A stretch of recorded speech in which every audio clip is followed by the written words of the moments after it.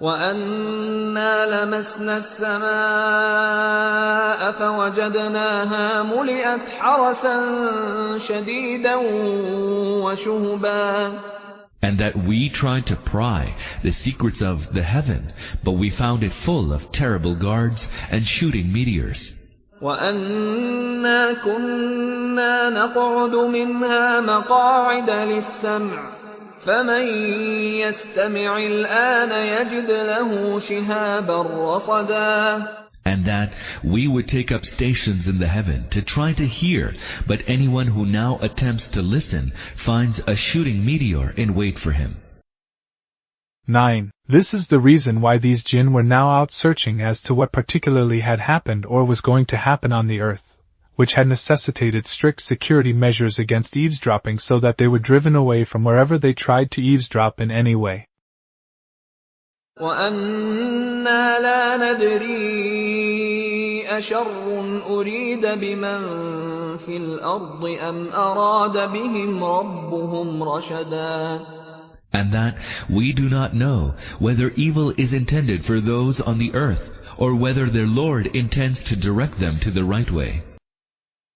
10. This shows that such extraordinary measures were adopted in the heavens only on two kinds of occasions. First, when Allah might decide to inflict the dwellers of the earth with a torment, and the divine will might be that before it was actually inflicted the jinn might not know and convey its news to warn their friendly human beings of the impending disaster. Second, that Allah might appoint a messenger on the earth, and strict security measures might be adopted so that neither the messages being conveyed to him be interfered with by the Satans nor should they be able to know beforehand what instructions were being given to the messenger. Thus, the saying of the jinn means, when we noticed that strict security measures had been adopted in the heavens for the safeguard of the news, and the meteorites were being showered profusely, we wanted to know which of the two things had happened, whether Allah had caused a torment to descend suddenly on some people of the earth, or a messenger had been raised somewhere on the earth. We were on the lookout for the same when we heard the wonderful revelation, which guides to the right path, and we came to know that Allah had not sent down a torment but had raised a messenger to show the right way to the people. For further explanation, see NS 8-12 of Surah Al-Hijr, E.N. 7 of Surah As-Safat, and E.N. 11 of Surah Al-Mulk. وَأَنَّا مِنَّا الصَّالِحُونَ وَمِنَّا دُونَ ذَلِكَ كُنَّا طَرَائِقَ قِدَدًا. And that some of us are upright and some of us are otherwise, for we follow widely divergent paths. 11. That is, morally there are also good and bad jinn among us, and from the viewpoint of creed as well, all do not follow one and the same religion, but we are divided into different groups. With these words the believing jinn want to convince the other jinn of their community that they certainly stood in need of finding out the right way and could not dispense with this need. وَأَنَّا ظَنَنَّا أَن لَّن نُّعْجِزَ اللَّهَ فِي الْأَرْضِ وَلَن نُّعْجِزَهُ هَرَبًا. And that we thought that we will neither be able to frustrate Allah on earth, nor frustrate Him by flight. 12. That is, we were led by this very idea to the way of success, as we were not fearless of Allah and we believed that we would not be able to avoid His punishment if we disobeyed Him. So when we heard the divine revelation that had been sent to show the right way, we could not have the courage and boldness to persist in the beliefs that our foolish people had spread among us after we have known the truth. Nor frustrate Him by flight. وَأَنَّا لَمَّا سَمِعْنَا الْهُدَىٰ آمَنَّا بِهِ فَمَن يُؤْمِن بِرَبِّهِ فَلَا يَخَافُ بَخْسًا وَلَا رَهَقًا. And that when we heard the teaching of the right way, we came to believe in it. He who believes in his Lord shall have no fear of suffering loss or being subjected to any injustice. 13. Fear of deprivation, fear of being given a lesser reward than what one actually deserves for one's good deeds. Injustice, that one may be deprived of the reward for the good deeds done but duly punished for the errors committed or punished innocent. No believer has any fear of such an injustice from Allah. وَأَنَّا مِنَّا الْمُسْلِمُونَ وَمِنَّا الْقَاسِطُونَ فَمَنْ أَسْلَمَ فَأُولَئِكَ تَحَرَّوْا رَشَدًا.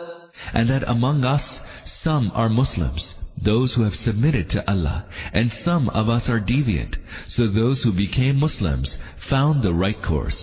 وَأَمَّا الْقَاسِطُونَ فَكَانُوا لِجَهَنَّمَ حَطَبًا. But those who deviated from the truth will be the fuel for hell. 14. Here one may ask, when, according to the Quran, the jinn have been created from the fire, what harm can the fire of hell do them? The answer is, even according to the Quran, man has been created out of the earth. Why does then man feel hurt when a clod of earth is thrown at him?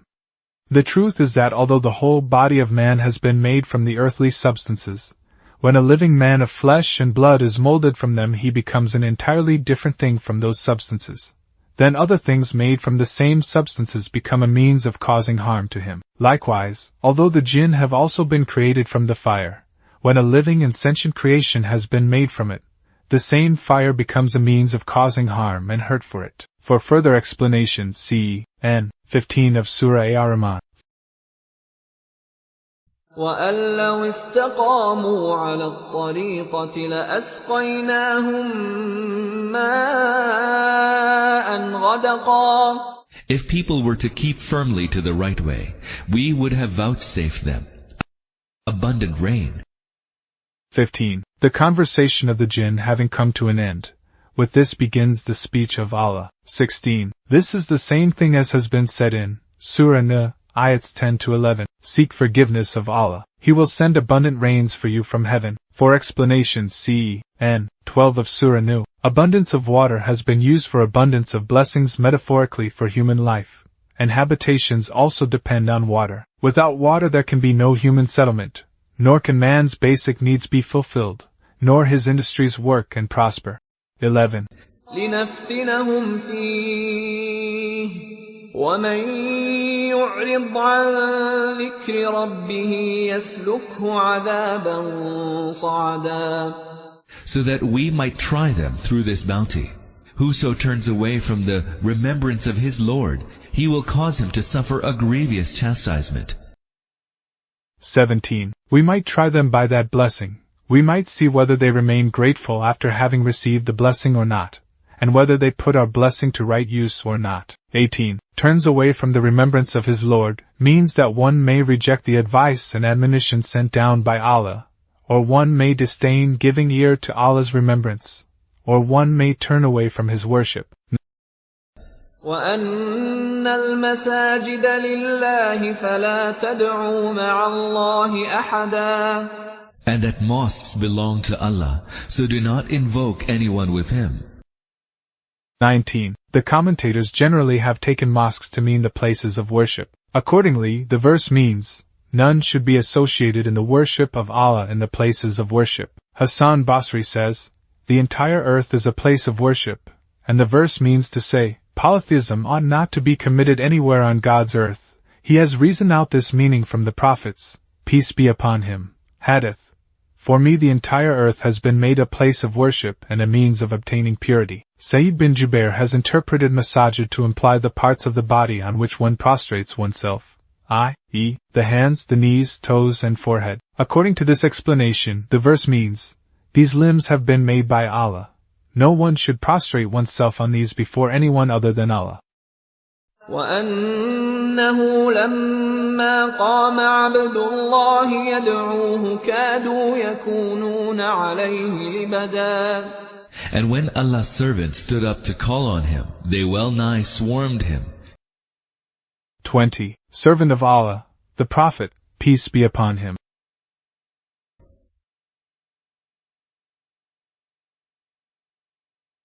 قُلْ إِنَّمَا أَدْعُو رَبِّي وَلَا أُشْرِكُ بِهِ أَحَدًا.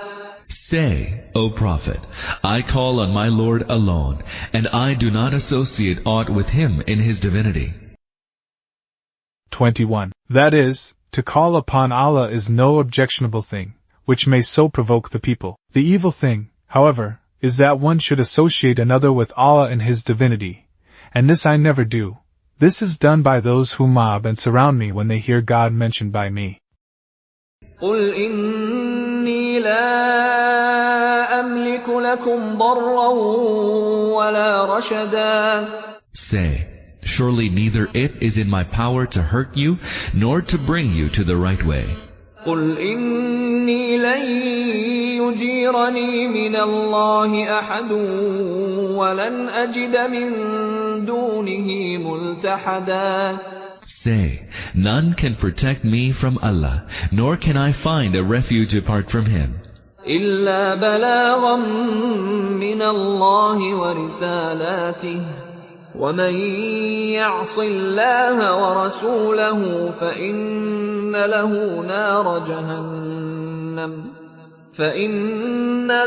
نار جهنم خالدين فيها أبدا. My task is no more than to deliver Allah's proclamation and His messages. And whoever disobeys Allah and His messenger, surely the fire of hell awaits him. Therein he will abide in perpetuity.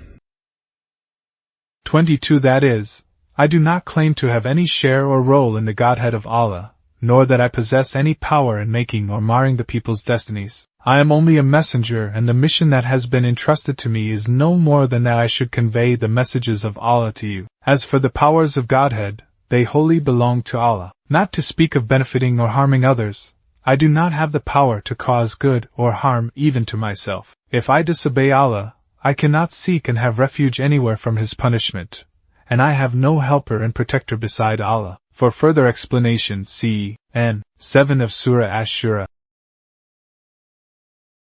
23. This does not mean that every sin and act of disobedience will cause one to live in hell forever, but in view of the context in which this thing has been said, the verse means, the one who does not accept the invitation to Tawhid given by Allah and His Messenger, peace be upon him, and does not refrain from polytheism will suffer in hell forever. حتى إذا رأوا ما يوعدون فسيعلمون من أضعف ناصرا وأقل عددا. They shall not change their ways until they see that against which they had been warned. Then they will know whose helpers are weaker and whose supporters are fewer in number.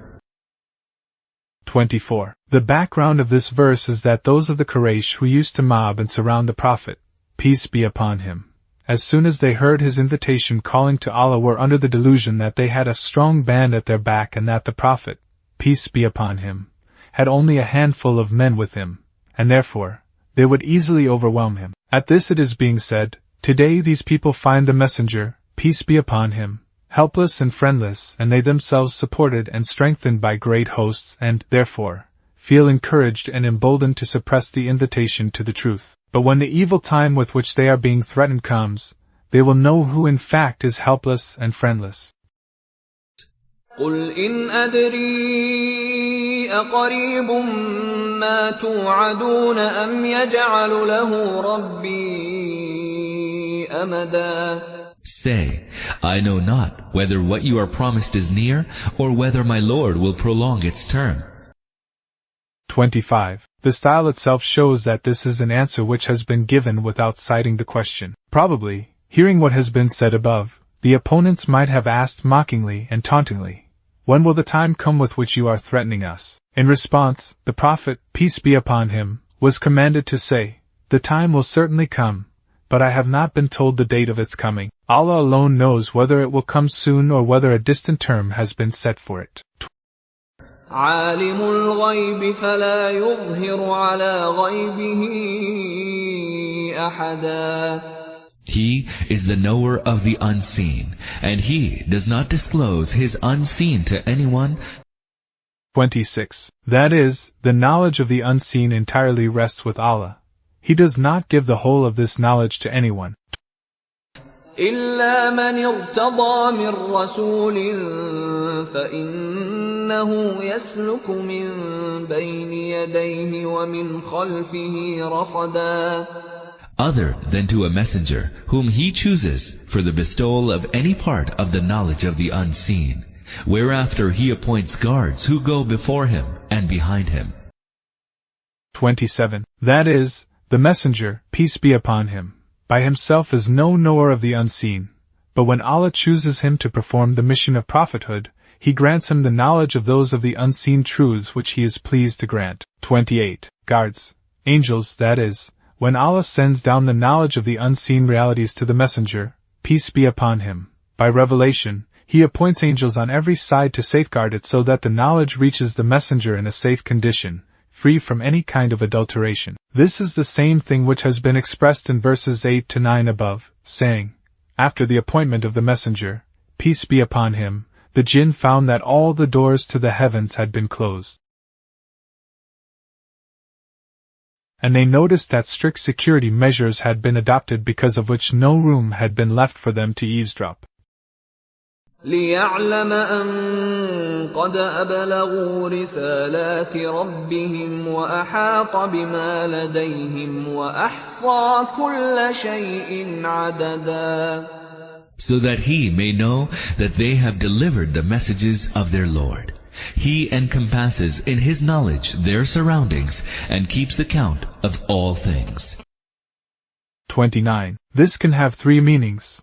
1. That the messenger, peace be upon him, may know that the angels have delivered the messages of Allah to him precisely and accurately. 2. That Allah may know that the angels have conveyed the messages of their Lord to His messenger, peace be upon him, precisely and accurately. 3. That Allah may know that the messenger, peace be upon him, has conveyed the messages of his Lord to His servants precisely and accurately. The words of the verse are comprehensive, and may possibly imply all the three meanings. Besides, the verse also points out two other things. First, that the messenger, peace be upon him, is given that knowledge of the unseen which is necessary for him to perform his mission of prophethood. Second, that the angels keep watch that the revelation reaches the messenger, peace be upon him, safely, and also that the messenger, peace be upon him, conveys the messages of his Lord to His servants precisely and accurately. 30. That is, Allah's power so encompasses the messenger, peace be upon him, as well as the angels that if they swerve even a little from His will, they can be detected immediately. Moreover, a complete record has been kept of each letter of the messages sent down by Allah. The messengers, peace be upon him, and the angels cannot dare add or subtract even a letter from them.